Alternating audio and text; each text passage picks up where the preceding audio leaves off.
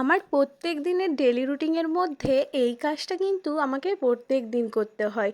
সকালবেলা ঘুম থেকে উঠে রান্নাঘরে আসলেই প্রথমেই যেই কাজটা থাকে সেটা হলো এই থালা বাসনগুলোকে গোছানো। মা সকালবেলা ঘুম থেকে উঠে বাসি যে থালা বাসনগুলো থাকে সেগুলো মেজে রেখে দেয়, আমি সেগুলোই কিন্তু গুছিয়ে রাখি।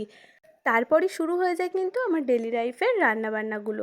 তো আজকে রান্নাবান্নাটা একটু দেরি করে করব, তাই ছেলের জন্য স্কুলের টিফিনে এবং স্কুলে খেয়ে যাওয়ার জন্য বানাচ্ছি একটু সুজি। আর ওর সুজিতে যেহেতু আমি দুধ দিই না, তাই আমি একটু ড্রাই ফ্রুটসটাই ব্যবহার করি যাতে ওর খেতে ভালো লাগে।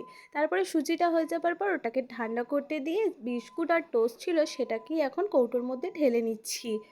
আর ছেলেকেও স্কুলে পাঠিয়ে দিয়েই তারপরে কিন্তু রান্নাবান্নাগুলো আজকে করব। আর এদিকে দেখো সমস্ত টুকটাক কাজ গুছিয়ে নিয়ে স্নান করে বেশ কিছু জামা কাপড় ছিল সেগুলো কিন্তু কেচে নিয়েছি, এখন ছাদে সেগুলোকে মেলে দিতে এসেছি।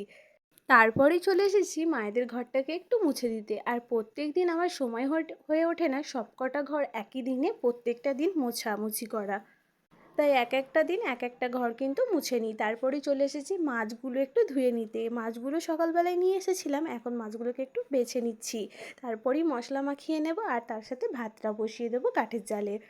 তার আগে তোমাদের ঘরে বলে দিই আজকে হচ্ছে রোজার 4th ডে।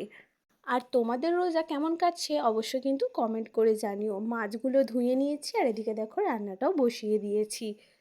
আগের দিন ঠিক করে রেখেছিলাম যে মাছ আর ডাঁটা দিয়ে ঝোল করব, তাই আলু ডাঁটা ভেন্ডি আলু সব কিন্তু কেটে রেখেছিলাম রাত্রির বেলাতেই।